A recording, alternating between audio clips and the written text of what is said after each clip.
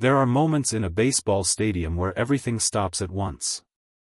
Not the quiet stop of a deep fly ball tracked against the outfield wall, or the collective inhale of a full-count pitch in the ninth. This is a different kind of stop. The kind where the crowd goes silent not because something beautiful is happening but because something wrong is happening, something that doesn't belong in the space, something that violates the unspoken agreement everyone in that building made when they walked through the gates. This was that kind of moment. Ninth inning. The game was still alive, still being played, still being contested, when it happened. When a Cardinals player crossed a line that professional baseball, with all of its unwritten rules and understood boundaries and decades of accumulated competitive code, does not cross. Not like this. Not against another player. Not against Shohei Ohtani, standing where he was standing, doing what he was doing, having done nothing to invite what came next. The stadium erupted. That is not a figure of speech. It erupted, voices rising from confusion into outrage in the space of seconds, the way crowds do when they witness something that their instincts register as wrong before their minds have finished processing what they actually saw. Players moved. Benches cleared. The kind of controlled chaos that Major League Baseball has protocols for, protocols built precisely because the sport has always understood that bodies under extreme competitive pressure sometimes produce moments that the rules alone cannot contain.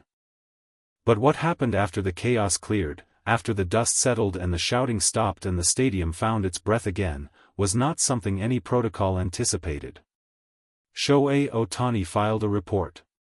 And in doing so, quietly, without theatrics, without a press conference or a statement crafted for maximum impact, he did something that will echo far beyond this game, far beyond this series, far beyond this season. He said, "This is not acceptable." And he put it in writing. To understand the full weight of what happened, you have to place yourself in that ninth inning. Not as a viewer watching a broadcast, but as someone inside the stadium, inside the atmosphere that a late-inning close game produces, the compressed, electric tension of baseball in its final moments, where every pitch carries maximum consequence and every player on the field is operating at the outer edge of their focus and their composure. The Cardinals were fighting. Games like this, close, contested, played between teams with genuine stakes, have a way of raising the emotional temperature inside both dugouts. Competitive fire is the engine of professional sports. It is what separates players who perform under pressure from those who shrink from it. Nobody questions the value of intensity. Nobody questions the importance of playing hard, of refusing to concede, of bringing everything you have into a late-inning situation where the outcome is still undecided. But intensity has a boundary. Competition has a boundary.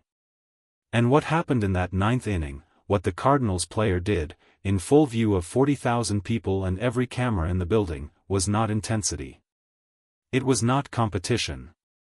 It was not the kind of hard play that baseball accepts and even celebrates. It was something else.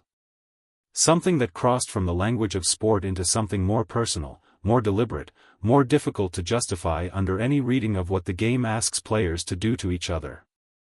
Ohtani was the target. The most recognizable player in the sport. The unanimous MVP. The man whose face is on billboards and whose name is known in countries that barely follow baseball. The man who has, by every account from every person who has shared a locker room or a dugout or a field with him, conducted himself with a consistency of character and professionalism that has become one of the defining features of how people understand who he is. He did not deserve what happened. That much was immediately, viscerally clear to everyone in the stadium. The reaction of the crowd, that instantaneous, unanimous eruption, was not manufactured. It was not the product of partisan loyalty to a home team. It was the instinctive response of people who witnessed something wrong and whose bodies registered it as wrong before the words caught up. Bench-clearing incidents in Major League Baseball follow a recognizable pattern. Players leave the dugout. Coaches move to intervene. The umpires position themselves between parties. Voices are raised. Gestures are made. The whole thing has a choreographed quality in its broad strokes, not because anyone planned it, but because the sport has produced enough of these moments over enough decades that everyone on the field has a role they move into almost automatically. What happened in the ninth inning did not follow that pattern cleanly. Because what happened was not, in origin, a baseball dispute. It was not a reaction to a pitch thrown too far inside, or a hard slide at second base, or the accumulated tension of a rivalry that had been building across innings. Those things produce the standard choreography. They produce the pushing and the posturing and the ejections and the suspensions that resolve themselves within the existing framework of how the sport manages conflict. This was different. The people closest to the situation, the players who moved first, who were near enough to see exactly what happened before the crowd's reaction obscured the specific details, described afterward something that did not fit the familiar template. Something more direct. More targeted.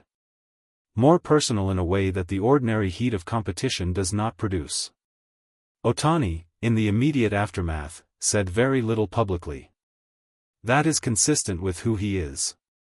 He does not perform reactions. He does not feed situations with responses designed to escalate or to dominate the news cycle. He processed what happened in the way he processes most things, internally, quietly, with a deliberateness that those around him have come to recognize as one of his most distinctive qualities. He is never the loudest person in the room. Not when things are going well. Not when things are going badly. Not when something has just happened to him that would have produced a very different public response from most athletes in his position. But quiet is not passive. And calm is not the same as indifferent. What Ohtani did after the chaos settled made that distinction absolutely clear. Filing a formal report in the aftermath of an on-field incident is not, in itself, unusual.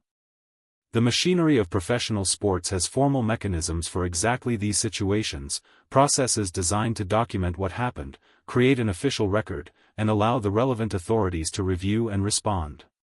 Players file reports. Teams file reports. Umpires file reports. It is administrative.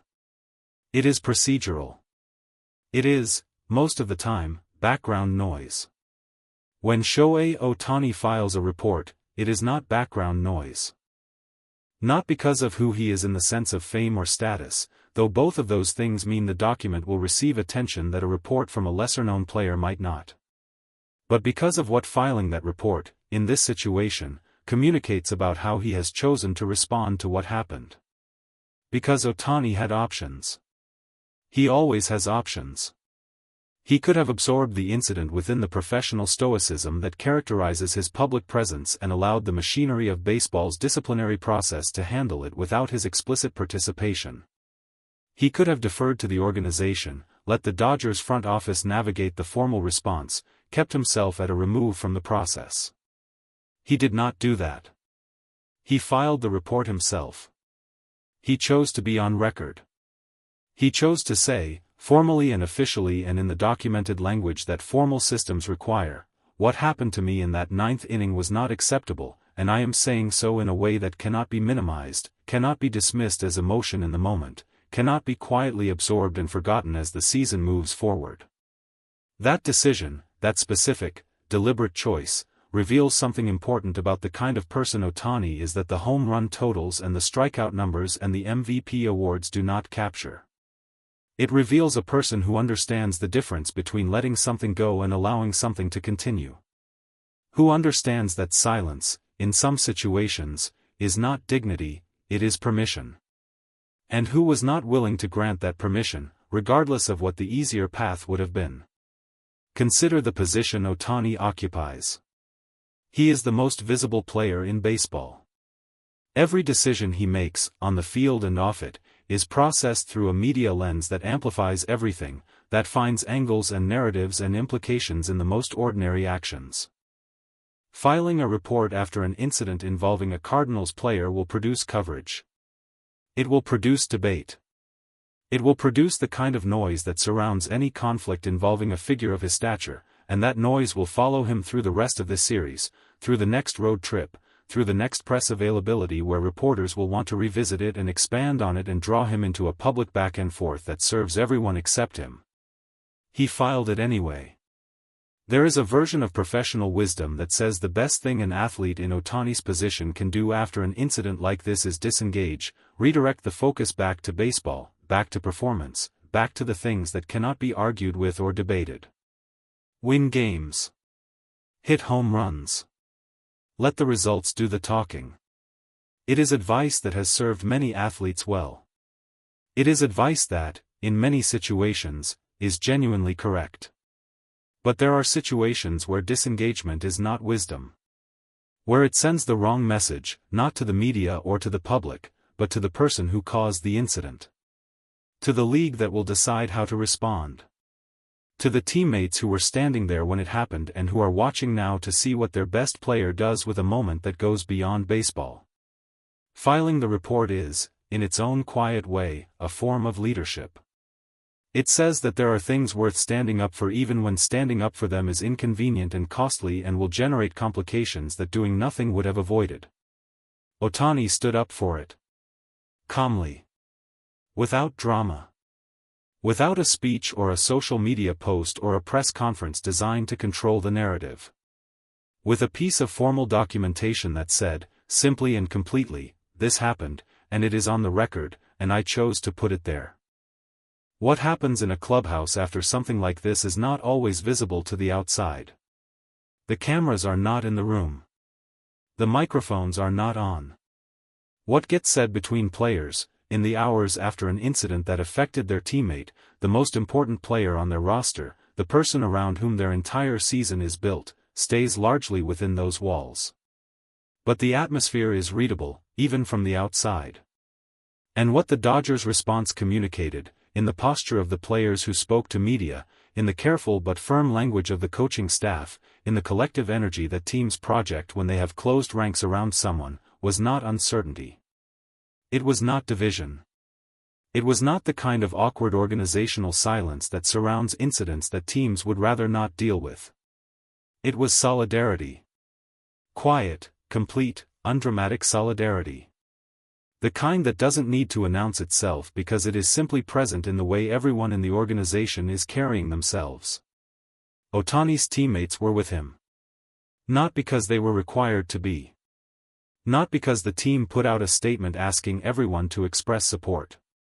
But because what happened in that ninth inning happened to one of their own, and the clubhouse felt it, and the report he filed afterward reflected exactly the kind of character they have watched him demonstrate across a full season of shared work and shared pressure and shared purpose. When the best player on your team responds to something like this with that level of quiet, principled clarity, when he doesn't explode, doesn't escalate, doesn't make it about himself in the way that would be completely understandable and completely human, it does something to the people around him. It raises the standard. It reminds everyone in that room what it looks like to handle something hard with dignity. And it makes them want to match it. Baseball will process this through its formal channels. The league will review what happened. Decisions will be made about discipline, about what the incident merits in terms of official consequence, about what message the sport wants to send about behavior of this kind in its stadiums and on its fields. That process will take the time it takes. It will produce the outcomes it produces.